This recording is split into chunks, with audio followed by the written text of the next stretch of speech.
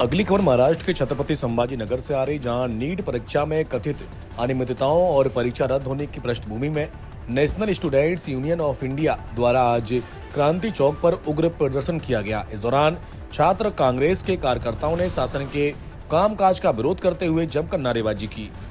संवाददाता शिवाजी तांबे की रिपोर्ट। आंदोलन आहे आणि तुमची मागणी नेमकी काय? आज छत्रपती संभाजीनगर मध्ये जिल्हा एनएसयूआयच्या अध्यक्षांनी अभिषेक शिंदे आणि त्यांचे सर्व सहकारी, विशेषतः या नीट परीक्षेची जी बॉम्ब या महाराष्ट्रात नव्हे उभ्या भारतात झाली, त्या संदर्भात जे आंदोलन या ठिकाणी विद्यार्थ्यांनी उभं केलं आणि त्या आंदोलनाला आकार मिळावा, या विद्यार्थ्याच्या प्रश्नाला वाचा फोडावी, या दृष्टीने एनएसयूआयने आज या छत्रपती संभाजीनगर मध्ये जे आंदोलन उभं केलं त्याचं एकच कारण आहे, ते म्हणजे या केंद्र सरकारचं आणि राज्य सरकारचं अपयश। हे असं ज्या शेतकऱ्यांचे आणि शेतमजुराचे किंवा नोकरी करणाऱ्याचे सर्वसाधारण कुटुंबातली मुलं शिक्षणासाठी संभाजीनगर मध्ये येतात, आई वडील कर्ज काढून त्यांना वेगवेगळ्या ट्युशन लावतात आणि हॉस्टेलमध्ये ठेवतात। अशा परिस्थितीत त्या विद्यार्थ्यांना ऐन शेवटच्या क्षणाला पेपर फुटीचं बातमी लागते आणि तो जो परीक्षेचा ब्युरो आहे तो ज्या पद्धतीने वागला, कष्ट करणाऱ्या 12 महिने कष्ट करणाऱ्या त्या मुलांच्या, गोरगरिबाच्या मुलांनी करायचं काय, हा प्रश्न त्यांच्या समोर आहे। मग जर असं रॅकेट होत असेल, आणि हे काही पहिल्यांदा झालेलं नाहीये, आदरणीय राहुल गांधी साहेबांनी यापूर्वी सुद्धा या संदर्भात सूतोवाच केला होता। एवढंच नाही तर 70 वेळेला महाराष्ट्रातल्या वेगवेगळ्या नोकरीच्या परीक्षा ज्या संदर्भात दिल्या गेल्या, त्याही वेळेला पेपर फुटीचा प्रश्न आपल्या समोर उभा राहिला आणि त्यांनी त्या वेळेला परीक्षा फीस जमा करून घेतलीच, पण ती परीक्षा रद्द केली, ते पेपरचा निकाल दिला नाही, लोकांना नोकऱ्या लागल्या नाही।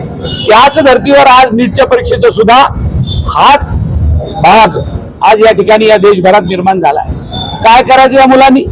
जर उद्या हे रद्द झालं नसतं आणि किंबहुना पेपर ज्यांनी लीक केला त्या मुलांना मिळालेले मार्क आणि ज्या मुलांनी वर्षभर मेहनत घेतली त्यांना मिळालेले मार्कात फरक पडला असता, या गरीबाच्या मुलांनी पेपर विकत घेता येत नाही अगोदर परीक्षेच्या, तर जायचं कोणाकडे?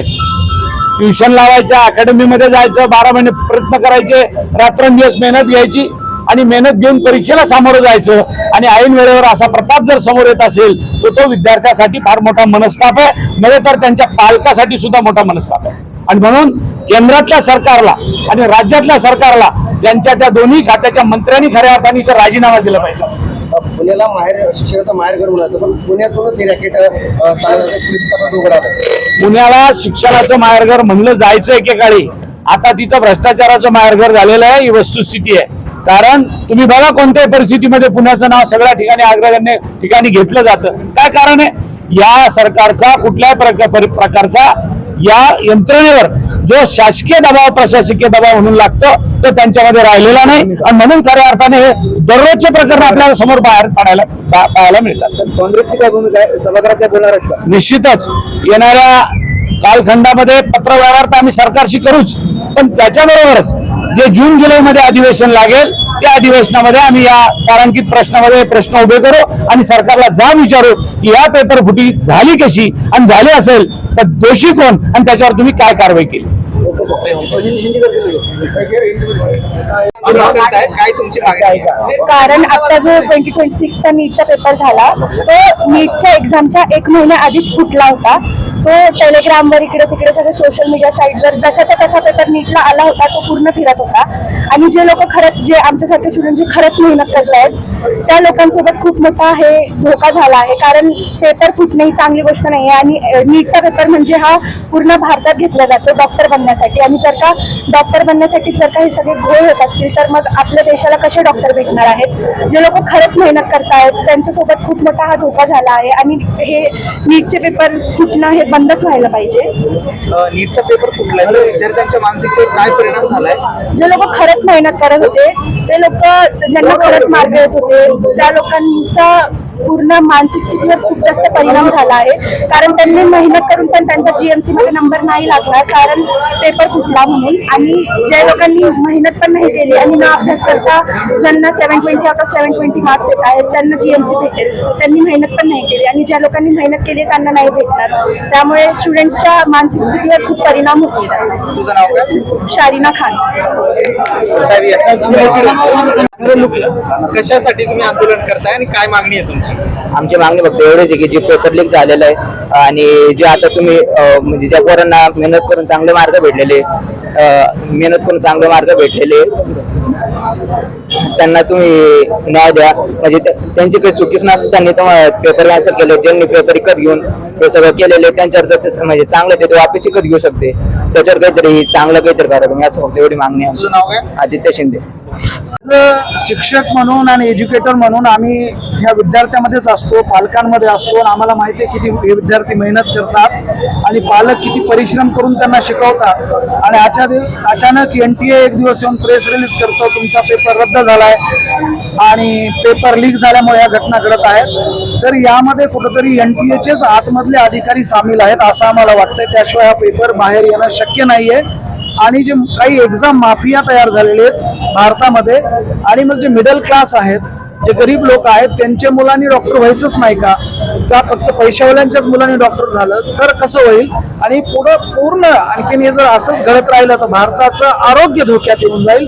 आणि ह्या विद्यार्थ्यांना न्याय मिळणं गरजेचं आहे. गव्हर्नमेंटनं कठोर कारवाई करणं गरजेचं आहे आणि पुढं असं काही होऊ नये यासाठी दोषीवर कठोर कारवाई करून त्यांना जेलमध्ये बंद करणं गरजेचं आहे. कर्जाने पैसे काढले आणि आम्हाला ते शिक्षणासाठी पाठवलं आणि उसनवादींना पाठवलेलं आणि त्या दृष्टीने अभ्यास करून जर मॅनेज हे सरकारच्या दृष्टीने जर पेपर मॅनेज होत असतील आणि जे NTA आपण म्हणतो आणि सरकारला आपण मायबाप म्हणून बघतो, यांचे पूर्वीच रेट ठरलेले असतात. टेलिग्रामवर असे स्क्रीनशॉट व्हायरल होता की तुम्हाला पेपर पाहिजे का, तुम्हाला 20 लाख रुपयात पेपर मिळेल, त्या गोष्टी मिळेल. आणि खरं तर याच्यामध्ये खूप मोठं रॅकेट आहे. याच्यामध्ये मोठे मोठे अधिकारी देखील सामील, याच्यामध्ये मंत्र्यांचा देखील सहभाग असू शकतो. कारण की त्यांच्या वरद असल्याशिवाय या गोष्टी घडणं शक्य नाहीये. कारण की नीट सारखी परीक्षा की गेल्या 10 वर्षात आतापर्यंत 5 वेळेस हे पेपर लीक झाले. खरं तर राहुल गांधीजींनी ट्विट केलं, त्या दृष्टीनं बवाल मचनाच्या आधी काही गोष्टी घडण्याच्या अगोदरच त्यांनी पेपर रद्द करण्याचा निर्णय घेतला. त्या दृष्टीनं आमची फक्त एकच मागणी की PTA ही रद्द झाली पाहिजे आणि पारदर्शकतेने याच्यावर नियुक्ती झाली पाहिजे ही आमची NSY ची मागणी. अभिषेक शिंदे, NSY जिल्हाध्यक्ष.